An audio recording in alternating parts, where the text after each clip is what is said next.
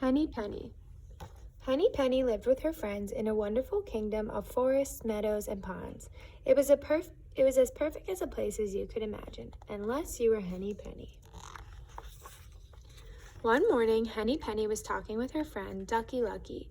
The sun was shining and the sky was blue. Breezes was playing with leaves of the trees. "What a perfect day," said Ducky Lucky. "Yes," said Henny Penny. "I just hope it doesn't get too hot or too windy. Or, my goodness, what if it rains?" Ducky Lucky shook his head. "You worry too much. Why don't you go look for something to eat?" "All right," said Henny Penny. "I suppose I could hunt for some nice crunchy bugs." So Henny Penny wandered down the road, picking and flicking and pecking and checking. Finally, she stopped under an old oak tree. Bugs and grubs were everywhere. "Well, these look tasty," said Henny Penny. "I only hope I don't get sick from eating too much." Just then, the wind puffed through the branches of the oak tree. It loosened an acorn. The acorn fell straight down, and clunk, it hit Henny Penny on the head. "Ouch!" cried Henny Penny. "What was that?" She looked around, but she didn't see anything. "My goodness, the sky must be falling. I must go and tell the king."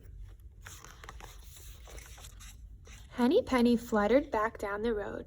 Soon she passed the pond where her friend was still swimming.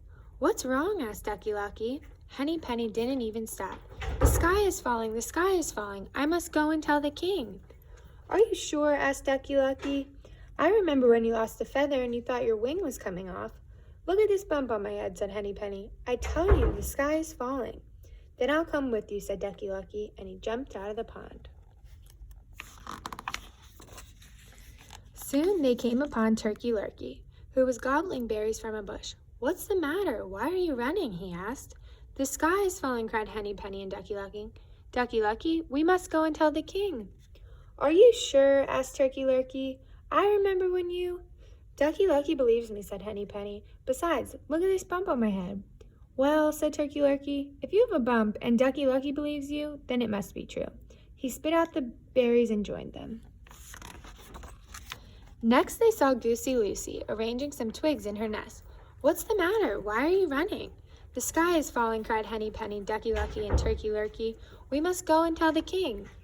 "Are you sure?" asked Goosey Lucy. "I remember—" "Look at this bump on my head," said Henny Penny. "I tell you, the sky is falling." "Well," said Goosey Lucy, "if you have a bump and Ducky Lucky believes you and Turkey Lurkey has joined you, then it must be true." And she began waddling beside them as fast as she could. The four friends were nearing the forest. Cocky Locky was roosting on a tree branch practicing his crow. "What's the matter?" he asked. "Why are you running?" "The sky is falling," cried Henny Penny, Ducky Lucky, Turkey Lurkey, and Lucy Goosey. "We must go and tell the king."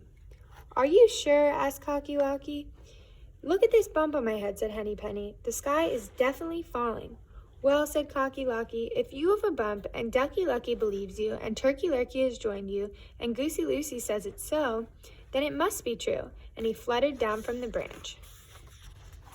Now the five friends hurried into the forest. They had gone only a little while when Foxy Loxy stepped out from a cluster of trees. "Oh my," he said, "you all look so distressed. Whatever is the matter?"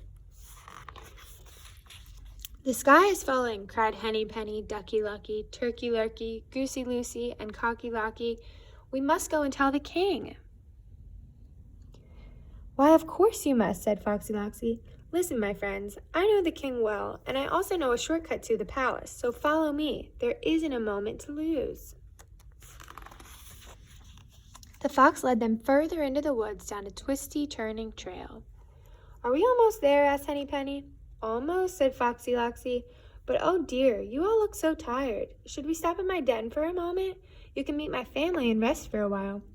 "Yes, please," said Henny Penny, Ducky Lucky, Turkey Lurkey, Goosey Lucy, and Cocky Locky. "Right this way," said Foxy Loxy.